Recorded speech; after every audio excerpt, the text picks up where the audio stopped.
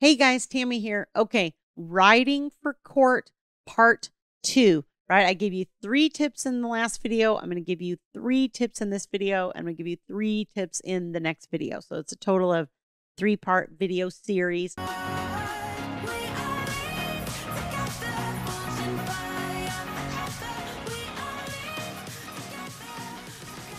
Before we jump into the next 3 points, let me just remind you, if you find this content helpful, please hit like on this video.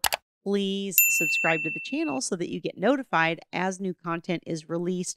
And please, please, please share it on social media so that we can help as many people as possible. Now, also, if you're watching me on YouTube and you haven't listened to the podcast, go over and listen to the podcast because the content is a little bit different.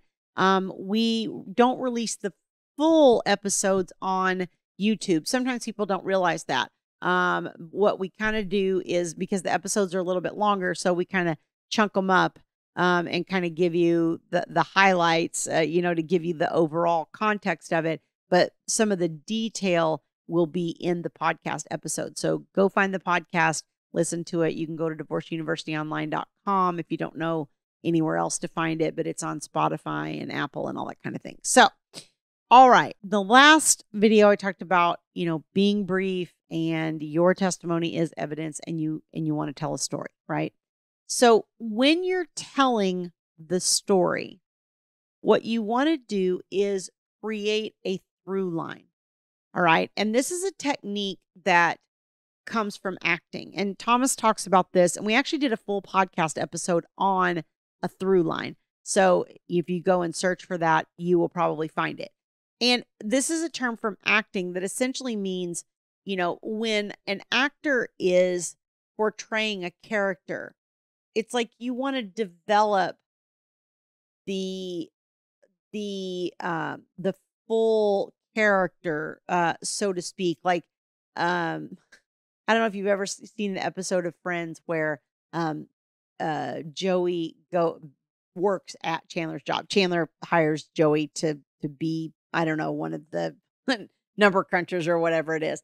And Joey comes in and he's like, okay, I don't even remember the character's name, but it's like, I'm Joseph, or whatever. And he says, well, I have 3 kids. And Chandler's like, what?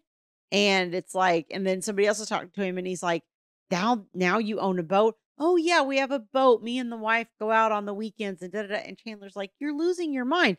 And at one point they have this private conversation in Chandler's office where Joey's kind of like, look, I'm playing a character. Like I have to develop that character in my mind of what's happening and what's, what is his family life like? What is his, who is he outside of work? What does he do? What activities does he enjoy and all that? That's creating the through line for that character that he was portraying, as the employee. You have to kind of do that in your writing. You want a through line. You kind of want to develop what's going on. You want to have one key thing that runs through the context of whatever you're trying to write. So it's like, what is your key point, or what is the through line that holds all this together? And, let's say maybe your through line is, I'm going to pick a common one. And again, I'm not trying to like pick sides. I have to choose mom or dad, right? But this is a common one I see where mom will say, well, dad's not involved. And I'll give you a mom example after this. Okay, so just stick with me. Mom will say, okay, dad's not involved. You want to develop your through line. And if your through line is dad has not been involved, okay, during the child's life. Now, the second thing and I'm going to tie all this together, okay, so just hang with me. The second thing you want to do is you want to have 3 or 4 key points about that issue, okay, dad isn't involved. And then you want to maybe give a couple of examples of each. Thomas used to always say no more than 3 to 4 key points, because any more than that and the judge's eyes kind of glaze over, right? And you're giving them too much information. And then you can give them a couple examples of each of those things. So let me walk you through an example. And like I said, I'll do a mom example. So dads, bear with me.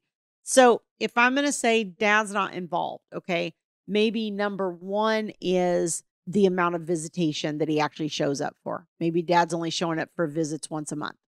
Okay, maybe that's one key point. Okay. Maybe point number two is that he's never been present for any of the parent-teacher conferences, doctor's appointments, dentist appointments, or any of that kind of thing. Maybe that's point number two. Point number three is the child isn't really bonded with him and doesn't really know who he is, and maybe needs, not the child doesn't know who he is, but isn't that bonded to him and doesn't really want to go on the visits and isn't feeling secure enough in the relationship to go. Okay. So maybe those are my three key points.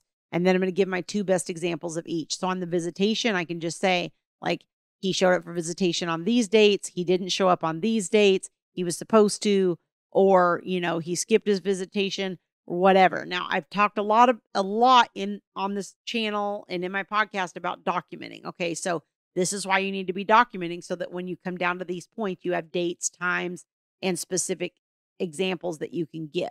Okay. Maybe your example on the appointments is, he didn't show up for this parent-teacher. He's never attended a parent-teacher conference. Here's all the dates of the parent-teacher conferences. He's never attended any of these. Here's the last 6 dentist appointments. He's never been at that. Here's the pediatrician appointments. He hasn't been at those. So you can show concrete evidence of those appointments having happened and dad not being there.